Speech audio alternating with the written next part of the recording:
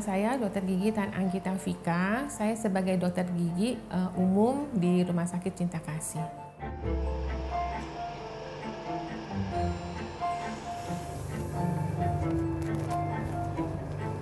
Dokter Vika, udah berapa lama sih dokter jadi seorang dokter gigi? Aku sudah 32 tahun jadi dokter gigi sejak lulus ya. Jadi sudah lama ya dok ya? Iya, sudah lumayan. Happy-nya apa sih dok jadi dokter gigi? Happy-nya kadang-kadang gini loh, kita puas di saat pasien itu puas.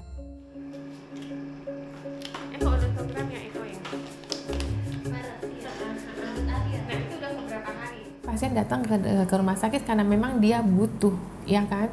Sekarang kalau dia butuh, tapi kita tidak melayani dengan budaya humanis juga dengan baik, dengan ramah, otomatis orang butuh ya. Tapi kalau kita cuek aja gitu loh ya kan. Jadi itu memang sesuatu yang memang perlu dengan humanis ya kita melayani si pasien. Orang butuh kita harus bantu, orang sakit ya kita harus bantu gitu loh.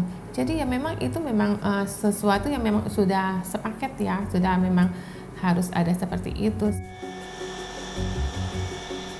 Awalnya tuh memang dari mulai semenjak berdirinya dulu ya, dari mulai poliklinik khusus bedah. Nah, saya sudah mulai ada di sini.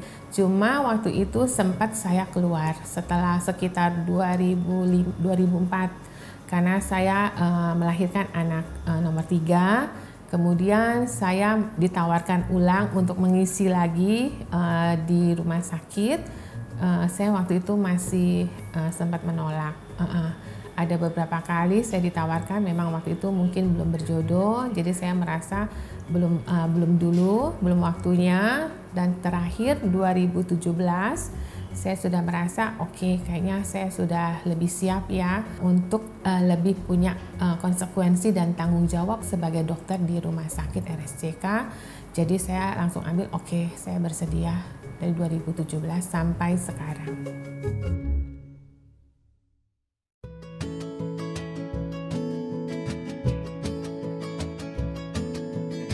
Perjalanan Dr. Vika bertemu dengan Seci justru berawal dari bakti sosial kesehatan Seci pada tahun 1999, bahkan sebelum Rumah Sakit Cinta Kasih berdiri. Saya mulai dari baksos di awal di Balaraja, waktu itu belum ada timah. Jadi saya sudah mulai ikut dengan Seci itu mulai dari baksos awal pertama. Terus dari situ tahun 1999 di bulan Maret itu pertama kali.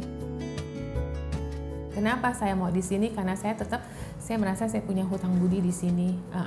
Karena saya berani berdiri sendiri kayak seperti buka praktek itu karena saya ikut baksos. Kalau saya nggak ikut baksos, saya nggak punya skill, saya nggak punya kepribadian yang lebih mantap gitu ya. Seperti di baksos gitu kan, saya bisa belajar. Jadi sesama dokter gigi yang datang waktu pas di baksos, mereka mau mengajari saya dan saya juga bisa berbagi pengalaman dan berbagi ilmu. Tanpa Seci saya belum tentu bisa lebih cepat mahir gitu, bisa berani berdiri dengan cepat gitu kan. Selamat siang semuanya ya. Hari ini kita mau ada kunjungan ke pasien Pak Ade. Di Rumah Sakit Cinta Kasih, Dr. Vika tidak hanya bekerja, namun juga mengasah empati dengan banyak mengikuti kegiatan sosial. Ya, halo pemirsa, hari ini kita mau ada kunjungan kasih ya ke Pak Ade di daerah Palem Lestari. Ayo semuanya yuk kita jalan, ayo mari, siap semua, semangat ya.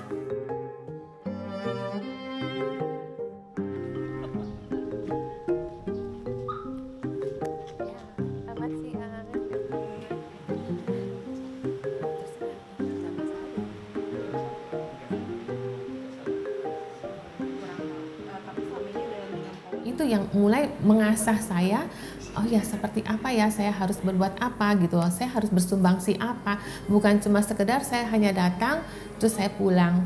Jadi saya harus mulai lagi menggali apa ya yang master maksud itu seperti apa, kita harus bersumbangsi seperti apa.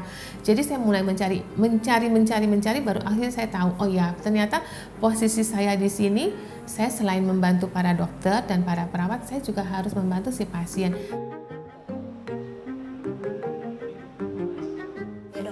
Rasanya gimana nih bisa berkunjung langsung? Oh iya, sebetulnya sih rasanya saya benar-benar ya sangat benar-benar terharu ya, karena gini, saya sebetulnya ketemu dengan Pak adiknya ini tuh di bulan Januari lah kurang lebih ya. Terus saya juga udah lihat kondisinya, terus saya udah tanya, terus saya juga punya pikiran gini loh, ini kan orang yang terdekat gitu ya dengan kita gitu ya, masa sih kita nggak bantu dia? Terus kemudian aku tanya gitu kan, mau nggak kalau misalkan saya ajak untuk berobat?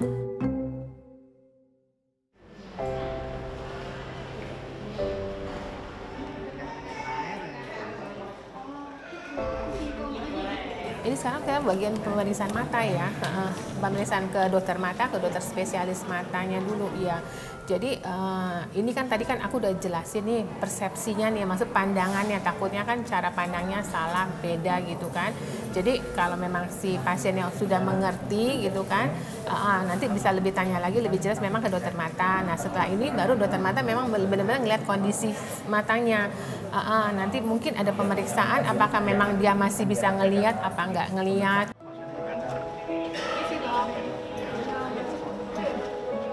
Melihat kondisi Ade yang selalu semangat dengan keterbatasan penglihatan, Dr. Vika tergerak untuk membantu. Ia pun mengajukan permohonan kepada pihak rumah sakit agar Ade bisa mendapatkan pemeriksaan medis. Nah kemudian dari situ karena mungkin sering diasah, mulailah saya melihat dengan si Pak Adik kasus kemarin, saya mulai timbul empati saya. Oh iya ternyata kita tuh selama ini cuek aja ya dengan orang-orang ya gitu. Orang berapa banyak orang yang datang melihat dia sepertinya biasa aja. Kemudian saya mulai timbul, oh iya kenapa dia tidak saya ajak untuk di Baksos Tima yang akan diadakan di TCH. Mulai dari situ saya mulai ajak, ternyata si adik itu, si pasien itu tidak bisa di Baksos, kemudian kita ambil alih. Kenapa kita tidak bawa ke Sieli?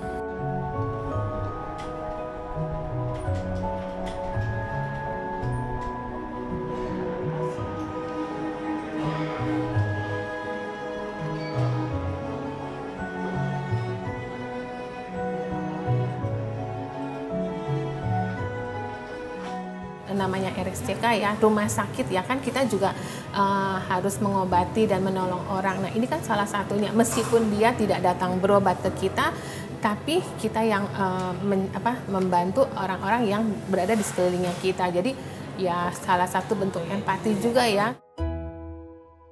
Gimana Dek? Tadi kan kita udah ketemu kan, udah diperiksa dokter umum, udah diperiksa sama dokter bedah, sama dokter mata, udah dijelasin gitu. Nah gimana menurut kamu? Ya kalau menurut saya sih senang ya dalam maksudnya masih banyak yang membantu saya ketika ini gitu. Semoga sih, saya juga berharap sih nanti hasilnya nih bola mata palsunya juga bagus dan kamu cocok, kamu senang gitu loh ya kan. Paling enggak ya penampilannya kamu oke lah. Masih ada proses ya, dan setelah operasi pun masih ada proses lagi kan, proses penyembuhannya, proses pemasangan bola palsunya, dan setelah itu pun juga ada lagi maintenance perawatannya lagi ya. Oke ya, baik ya Ade ya, sampai kita ketemu lagi Ade ya. Makasih banyak Ade. Yuk. Karena kita tidak tahu sampai kapan kita hidup. Terus nanti pertanggungjawaban kita selama masa hidup, terus kita ngapain aja selama di sini gitu kan.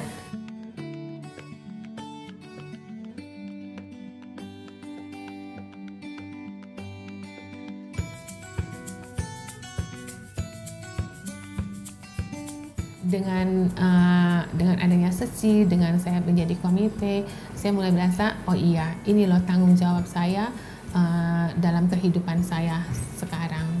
Jadi kalau seandainya pun nanti saya tidak ada, jadi saya sudah bisa tanggung jawabkan, ini loh waktu saya hidup, ini loh saya seperti ini, dan nanti waktu seperti itu nanti anak-anak saya merasa oh ya mama saya dulu, mereka bisa juga bilang mama saya dulu sebagai relawan suci.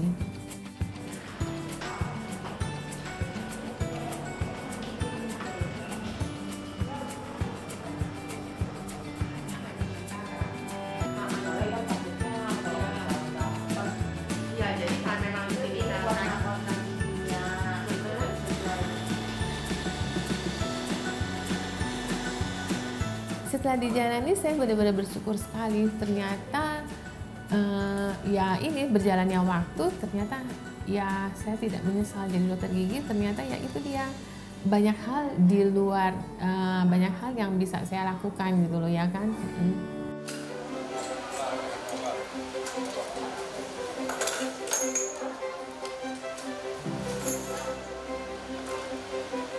Harapannya aku sih, aku cuma merasa ya aku sudah berusaha untuk memberikan yang terbaik ya buat orang yang datang kepada saya, datang misalkan untuk berobat ataupun memang untuk meminta bantuan. Saya berusaha memang semaksimal mungkin dan yang terbaik yang bisa saya berikan. Semoga itu membuat mereka menjadi bahagia.